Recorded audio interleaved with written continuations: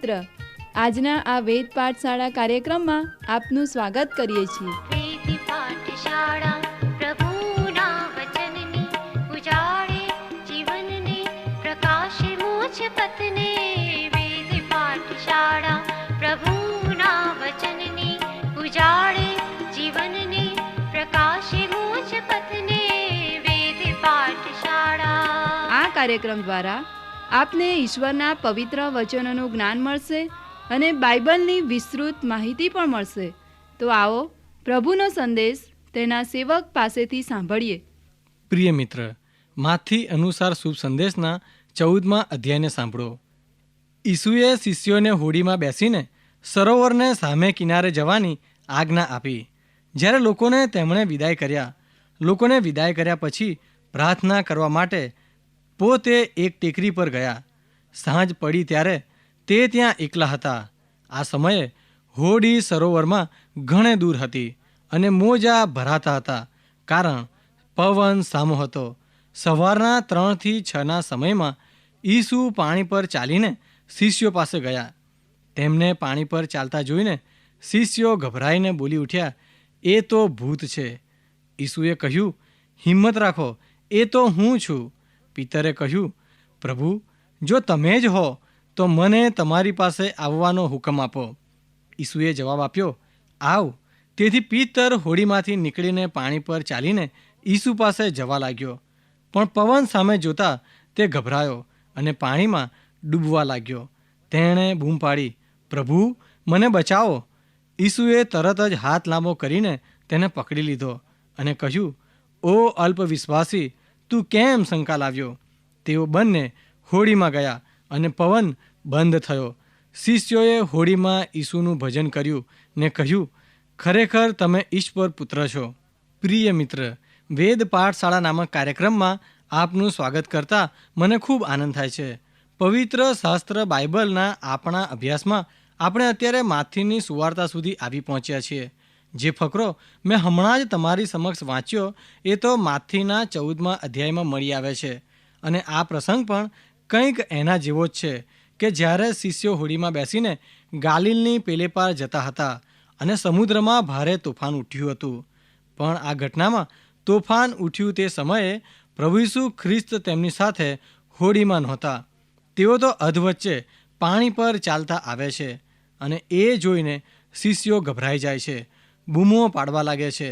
તેમણે પોતાનું આખું જીવન દરિયામાં કામ કર્યું, પણ કદીએ કોઈને પાણી પર ચાલતા જોયા નહોતા.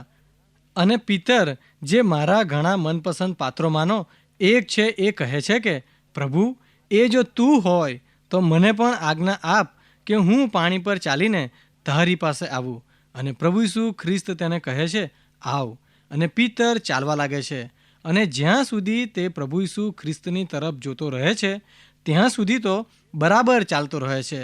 પણ જેવો તે દરિયાના ઉછળતા મોજા તરફ ધ્યાન કરે છે ને તે ડૂબવા લાગે છે. મિત્ર, મેં એક વાર્તા સાંભળી છે. એક વૈજ્ઞાનિક એક વિમાનની ચકાસણી કરવા માટે વિમાન ચાલકની સાથે ગયા. જ્યારે તેઓ આકાશમાં ઊંચે ઉડતા હતા એવામાં વિમાનનું યંત્ર બંધ પડી ગયું અને અનેક પ્રયત્નો કરવા છતાં કંઈ થયું નહીં. છેવટે આ વૈજ્ઞાનિક બોલી ઉઠ્યા, આ તો વાયુગતિશાસ્ત્રના નિયમની વિરુદ્ધ છે. અને એટલામાં જ આ વિમાન જમીન પર ધસી પડ્યું. વિમાન ચાલકે વૈજ્ઞાનિક સામે જોયું ને કહ્યું, તમારે આ સમયે તમારું મોં ખોલવાની જરૂર હતી ખરી? આવું જ કંઈક સંત પિતરની સાથે બન્યું. પાણી પર ચાલતા અચાનક તેને ધ્યાન આવ્યું કે આ તો વિજ્ઞાનના નિયમની વિરુદ્ધ છે. આપણે જેવો આ ફકરો જાણીએ છીએ તેવો પિતરની ટીકા તો કરીએ છીએ, પણ એણે જે વિશ્વાસ દેખાડ્યો તેના વખાણ કરતા નથી. પ્રિય મિત્ર, શું તમે કદીએ તોફાની દરિયામાં પાણી પર ચાલવા માટે વિશ્વાસ રાખ્યો છે? તે સમયે પણ હોડીમાંના શિષ્યોમાં પિતર એકલો જ હતો જેણે આવો વિશ્વાસ બતાવ્યો. પણ જ્યારે તેણે પ્રભુ ઈસુ ખ્રિસ્ત તરફથી પોતાની નજર હટાવી ત્યારે તે ડૂબવા લાગ્યો. અને ત્યાં આપણને પવિત્ર શાસ્ત્ર બાઇબલની સૌથી ટૂંકી પ્રાર્થના મળે છે, ઓ પ્રભુ, મને બચાવ. અને આ પ્રાર્થના તો આપણે દરેક આપણા જીવનમાં એક કરતાં વધુ વાર કરવી જોઈએ. શું તમે કદી પણ એવી પરિસ્થિતિએ પહોંચ્યા છો જ્યાં તમારે બોલી ઉઠવું પડે કે પ્રભુ મને બચાવો? તમને ક્યારેય એવું લાગ્યું છે કે આ મુશ્કેલીમાંથી તમને માત્ર ઈશ્વર જ બચાવી શકે? આપણા દરેકના જીવનમાં મુશ્કેલીઓના વંટોળ આવે છે. મને લાગે છે કે ઘણીવાર ઈશ્વર જ આપણા પર તે આવવા દે છે. તેઓ આપણને ડૂબવા દે છે અને પછી કહે છે કે મારી સાથે પાણી પર ચાલો. એકવાર મેં એક ભાઈને પૂછ્યું, તમારો ધંધો આજકાલ કેવો ચાલી રહ્યો છે? તેમણે બહુ ઉદાસ થઈને કહ્યું, એમ લાગી રહ્યું છે કે હું જાણે કોઈ અંધારા બોગદામાંથી પસાર થઈ રહ્યો છું. સામે દૂર અજવાળું દેખાઈ રહ્યું છે, પણ કોણ જાણે એ બોગદાનો અંત છે કે પછી કોઈ ગાડી મારા પર ધસી આવી રહી છે. આજના સમયમાં જેઓ ધંધામાં જોડાયેલા છે તેમના માટે બહુ મુશ્કેલી છે. ઘણીવાર તેઓ આવા મુશ્કેલ સમયમાં આવી જાય છે, પણ પ્રભુ ઈસુ ખ્રિસ્ત કહે છે, આવો મારી સાથે ચાલો, હું તમને પેલે પાર લઈ જઈશ. પ્રિય મિત્ર, અહીં પિત્તરની બુદ્ધિ પર ધ્યાન આપો. જ્યાં સુધી પિત્તરને એ વાતની ખાતરી થતી નથી કે તેની સાથે વાતચીત કરનાર પ્રભુ ઈસુ ખ્રિસ્ત છે અને તેઓ તેને પાણી પર ચાલવા બોલાવી રહ્યા છે, ત્યાં સુધી એ ચાલવાનું શરૂ કરતો નથી. નિર્ગમનના પુસ્તકમાં આપણે વાંચીએ છીએ કે જ્યારે ઇસરાયેલીઓ માટે લાલ સમુદ્રના 2 ભાગલા પડી ગયા ને તેઓ કોરી ભૂમિ પર થઈને દરિયો પાર કરી ગયા, પણ જ્યારે મિસરીઓ એમ કરવા ગયા ત્યારે દરિયાના પાણી તેમના પર ફરી વળ્યા અને તેઓ ડૂબી ગયા. ઈશ્વરે ઇસરાયેલીઓને દરિયો પાર કરવા માટે બોલાવ્યા હતા, પણ મિસરીઓને નહીં. ઘણીવાર મુશ્કેલીઓના સમયે ઈશ્વર ઈચ્છે છે કે તમે પાણી પર ચાલો, પણ ઘણીવાર તેઓ એમ ઈચ્છતા નથી. માટે પાણી પર ચાલતા પહેલાં ખાતરી કરી લો કે ઈશ્વર તમને એમ કરવા કહી રહ્યા છે. અહીં પિત્તર આપણને મોટું ઉદાહરણ પૂરું પાડે છે. હવે નવા કરારમાં 1 કોરિન્થી 10મા અધ્યાયની 11મી કલમમાં જણાવ્યું છે કે બાઇબલની આમ તમામ ઐતિહાસિક બાબતો આપણા માટે ઉદાહરણરૂપ અને ચેતવણીરૂપ છે. સંત પિત્તર જ્યારે ડૂબવા લાગ્યો ત્યારે પ્રભુ ઈસુ ખ્રિસ્ત તેને કહે છે, તે સંદેહ કેમ આણ્યો? તે અવિશ્વાસ કેમ આણ્યો? જ્યારે આપણે મુશ્કેલીમાં હોઈએ ત્યારે ઈશ્વર પર અવિશ્વાસ કરવો જોઈએ નહીં. માથી અનુસાર શુભ સંદેશના 15મા અધ્યાયમાં પ્રભુ ઈસુનું મહાન શિક્ષણ જોવા મળે છે અને એ તો તેમના ધાર્મિક આગેવાન સાથેના વાર્તાલાપમાંથી મળી આવે છે. મિત્ર, જ્યારે આપણે સુવાર્તાઓનો અભ્યાસ શરૂ કર્યો હતો ત્યારે મેં જણાવ્યું હતું કે તેમાં જે જાણવાની બાબતો છે તે તો પ્રભુ ઈસુ ખ્રિસ્તનું પ્રગટીકરણ, પાપોની માફી, ચમત્કારો કરવા અને જીવન આપવાનું સેવા કાર્ય છે. પ્રભુ ઈસુ ખ્રિસ્તનું શિક્ષણ જુદા જુદા પ્રકારે જોવા મળે છે. ક્યારેક દ્રષ્ટાંતોમાં, જેમ આપણે પહેલાં જોઈ ગયા તેમ, મહાન વ્યાખ્યાનો દ્વારા અને વ્યક્તિગત વાતચીતમાં, અને ઘણીવાર મૈત્રીભરી વાતચીત, તો ક્યારેક વિરોધાભાસી વાતચીત. અને આવો જ વિરોધનો વાર્તાલાપ માથીના 15મા અધ્યાય અને માર્કના 7મા અધ્યાયમાં જોવા મળે છે. આપણે માર્ક અનુસાર શુભ સંદેશના 7મા અધ્યાયના વાર્તાલાપનો અભ્યાસ કરીશું. સૌપ્રથમ હું તમને એનો સારાંશ જણાવી દઉં. પ્રભુ ઈસુ ખ્રિસ્ત ભોજન લેવા સારું મેજ પર બેઠા છે. હવે શાસ્ત્રીઓ અને ફરોશીઓની એ રીત હતી કે જમવા બેસતા પહેલાં ખૂબ સારી પેઠે હાથ ધોવા, અને પ્રભુ ઈસુએ એમ કર્યું નહીં. એથી શાસ્ત્રીઓ અને ફરોશીઓએ તેમની ખૂબ ટીકા કરી અને પ્રભુ ઈસુએ આ પળનો ફાયદો ઉઠાવીને તેમને શિક્ષણ આપ્યું. તે તેમને કહે છે, ઓ ઢોંગીઓ, તમે બાહ્ય વાતો પર વધુ ધ્યાન આપો છો. શું તમે જાણતા નથી કે બાહ્ય મનુષ્યત્વ વધારે અગત્યનું નથી? પ્રભુ ઈસુ એમ કહેવા માગે છે કે ઈશ્વરે જ્યારે મનુષ્યની રચના કરી ત્યારે માટી લીધી ને એમાં જીવનનો શ્વાસ મૂક્યો અને એ જીવતો માણસ બની ગયો. અને આમ માણસના 2 ભાગ છે, બાહ્ય અને આંતરિક. બાહ્ય રૂપને પવિત્ર શાસ્ત્ર માટીનો ઘડો કે પૃથ્વી પરનું પાત્ર, તંબુ કે પછી નાશવંત વાસણ કહે છે.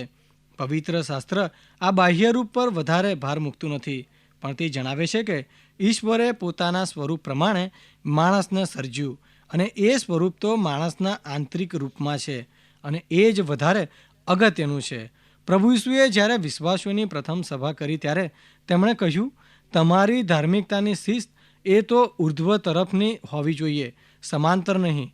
શાસ્ત્રીઓ અને ફરોશીઓ દરેક કાર્ય લોકોને દેખાડવા માટે કરતા હતા, ઈશ્વરને માટે નહીં. પ્રભુ ઈસુ કહે છે, તમારી ધાર્મિકતા લોકોને માટે નહીં પણ ઈશ્વરને માટે હોવી જોઈએ. શાસ્ત્રીઓ અને ફરોશીઓની ધાર્મિકતા કાયદેસરની હતી. જ્યારે પ્રભુ ઈસુની ધાર્મિકતા આત્મિક હતી. ટૂંકમાં ધાર્મિક આગેવાનોની ધાર્મિકતા ઢોંગી હતી, જ્યારે પ્રભુ ઈસુની ધાર્મિકતા ખરી હતી.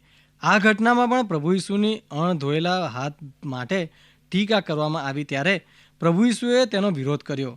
તેમણે કહ્યું, તમે એમ માનો છો કે તમારા રીતિ રિવાજો બહુ જ અગત્યના છે, પણ એ તો આત્મિક નથી, ઈશ્વરના વચન મુજબના નથી. પ્રિય મિત્ર, આ બાબત આજે પણ એટલી જ સાચી છે. પવિત્ર શાસ્ત્ર સિવાય પણ જે નિયમો આપણા પર લાદવામાં આવ્યા છે તેના વિશે આખું પુસ્તક લખી શકાય. પ્રભુ ઈસુ કહે છે, પવિત્ર શાસ્ત્ર અને રિવાજો વચ્ચે તાણ એટલા માટે છે કારણ કે તમારા રિવાજો પવિત્ર શાસ્ત્રની પણ ઉપરવટ થઈ જાય છે. તેઓ એક ઉદાહરણ જણાવે છે. મૂસાએ કહ્યું કે તારા બાપને તથા તારી માને માન આપ. શું તમે તેનો અર્થ જાણો છો? એ તો છે કે તમારા માતા પિતાની સંભાળ રાખો. પ્રેરિત પાઉલ કહે છે કે જે કોઈ પોતાની કે પોતાની પત્નીની કે વિધવા માની કાળજી રાખતો નથી તે તો વિશ્વાસઘાતી કરતાં પણ ખરાબ છે.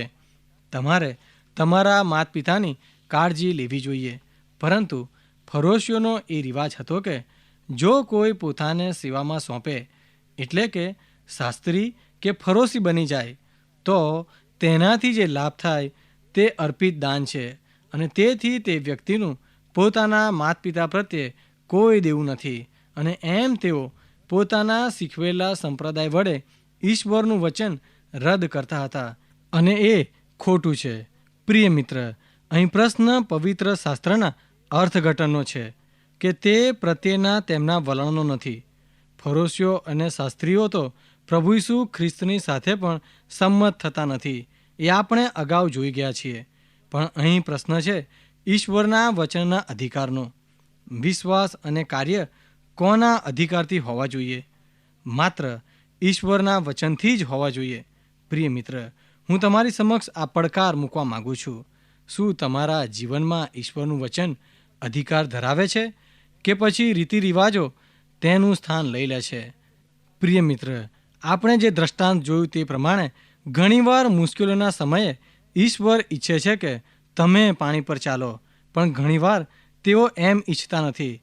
માટે પાણી પર ચાલતા પહેલાં ખાતરી કરી લો કે ઈશ્વર તમને એમ કરવા કહી રહ્યા છે.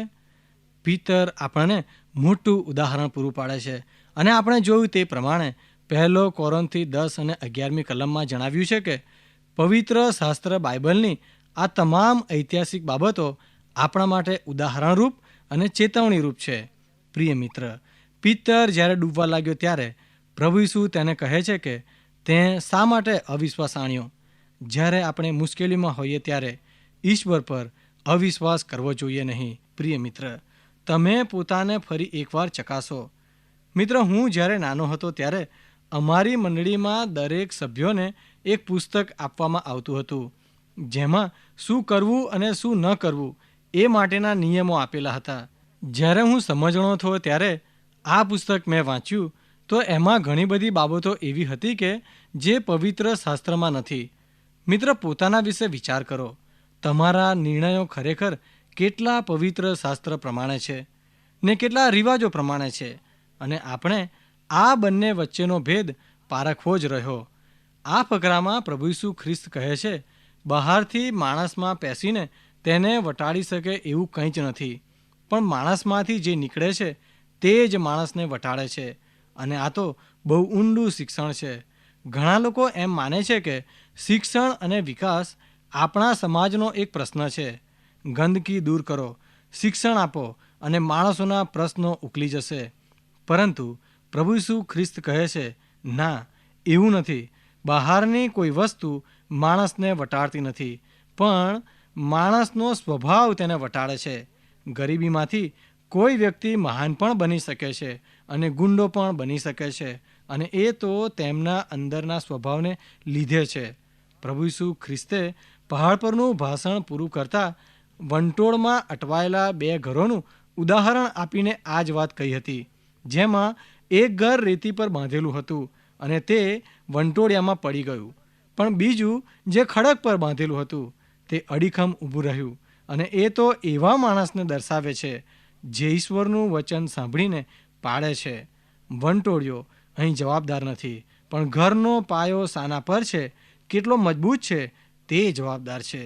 હવે આ બે માણસો એક જ વંટોળિયા પ્રત્યે અલગ અલગ વલણ કેમ રાખે છે? અને મિત્ર, ખરેખર પ્રશ્ન તો આ જ છે. પ્રભુ ઈસુએ જ્યારે ધાર્મિક આગેવાનોને પોતે કેમ હાથ ધોયા વગર જમવા આવ્યા એ વિશે શિક્ષણ આપતા બહુ ઊંડી બાબત જણાવે છે. પ્રિય મિત્ર, હવે આપણે પ્રભુ ઈસુના પિતર અને બીજા પ્રેરિતો સાથેના વાર્તાલાપ વિશે જોવા પ્રયત્ન કરીશું. પ્રભુ ઈસુ હંમેશા પોતાના શિષ્યોને શિક્ષણ આપતા હતા. માથી અનુસાર શુભ સંદેશના 16મા અધ્યાયની 13થી 28મી કલમ આ પ્રમાણે જણાવે છે. પ્રભુ ઈસુ કાયસરિયા ફિલિપીના આસપાસના શહેરોના પ્રદેશમાં ગયા. ત્યાં તેમણે તેમના શિષ્યોને પૂછ્યું, માનવપુત્ર કોણ છે? તે વિશે લોકો કેવી વાતો કરે છે? તેઓએ જવાબ આપ્યો, કેટલાક બાપ્તિસ્મા કરનાર યોહાન કહે છે, બીજા એલિયા કહે છે, જ્યારે બીજા કેટલાક યર્મિયા કે બીજો કોઈ ઈશ્વરનો સંદેશાવાહક હોય એમ કહે છે. તેમણે તેઓને પૂછ્યું, પણ મારે વિશે તમે શું માનો છો? સિમોન પિતરે જવાબ આપ્યો, તમે જીવંત ઈશ્વરના પુત્ર મસીહ છો. ઈસુએ જવાબ આપ્યો, સિમોન બારયોના સાબાસ, આ હકીકત કોઈ માનવીએ નહીં, પણ મારા આકાશમાંના ઈશ્વર પિતાએ તને સીધે સીધી જણાવી છે. અને તેથી હું કહું છું, તું પિતર એટલે પથ્થર છે, અને આ ખડક પર હું મારી મંડળીનું બાંધકામ કરીશ.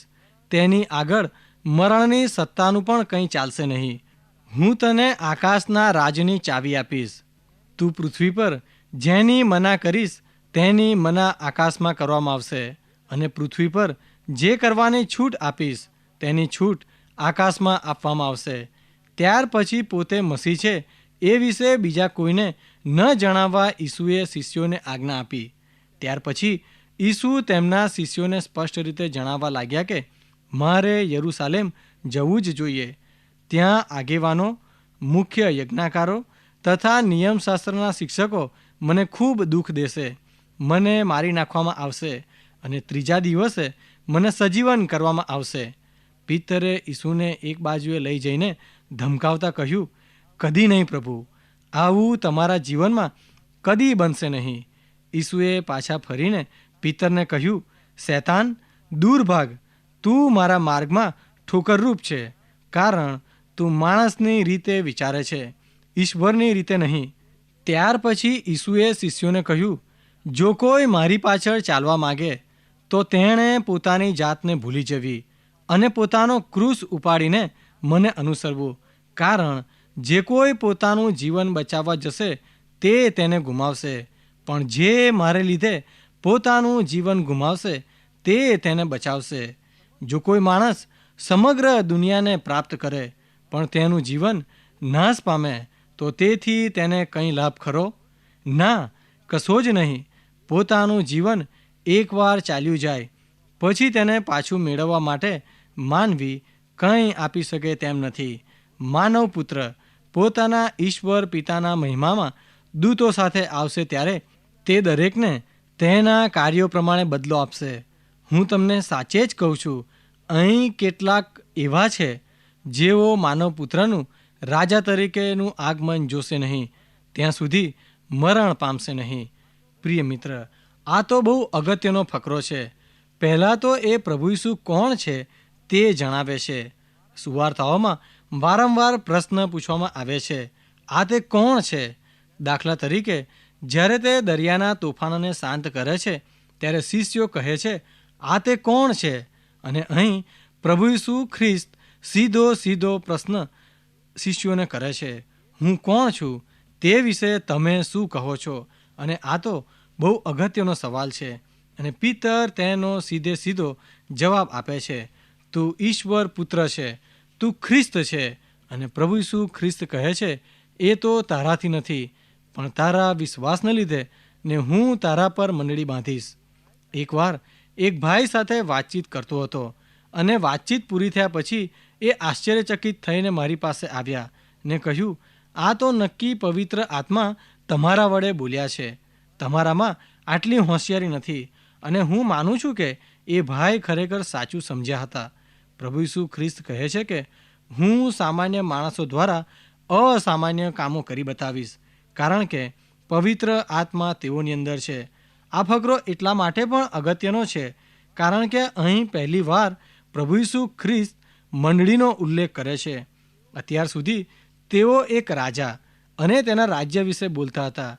સ્વર્ગના રાજ્ય વિશે તેઓ કહેતા હતા. લોકોને સ્વર્ગમાં જેમ ઈશ્વરની ઈચ્છા પૂરી થાય છે તેમ પૃથ્વી પર તેમના જીવનોમાં પણ પૂરી થાય એ માટે પડકાર આપતા હતા. અને હવે પહેલીવાર તેઓ મંડળી વિશે કહે છે અને પછી એકદમ પોતાના સેવા કાર્યને સાંકળતા તેઓ કહે છે, હું યરૂશાલેમમાં જાઉં છું ને વડીલો તથા મુખ્ય યાજકો તથા શાસ્ત્રીઓના હાથે હું ઘણું બધું દુઃખ વેઠીશ ને માર્યો જાઉં તે જરૂરનું છે. અને પિત્તર એકદમ ઠપકો દેવા લાગે છે, અરે પ્રભુ, એ બધું તારાથી દૂર રહે, એવું તને કદી થશે નહીં. અને મિત્ર, આપણે જોઈએ છે કે જે વ્યક્તિના પ્રભુ ઈસુ ખ્રિસ્તે હમણાં જ વખાણ કર્યા હતા તેને જ તેઓ કહે છે, શૈતાન મારાથી દૂર જા. તેઓ તેને નામથી પણ બોલાવતા નથી, પણ કહે છે, અરે શૈતાન મારી પછવાડે જા, તું મને ઠોકરરૂપ છે, કેમ કે ઈશ્વરની વાતો પર નહીં પણ માણસની વાતો પર તું ચિત્ત લગાડે છે. આ તો ખરેખર નવાઈ પમાડે તેવું છે.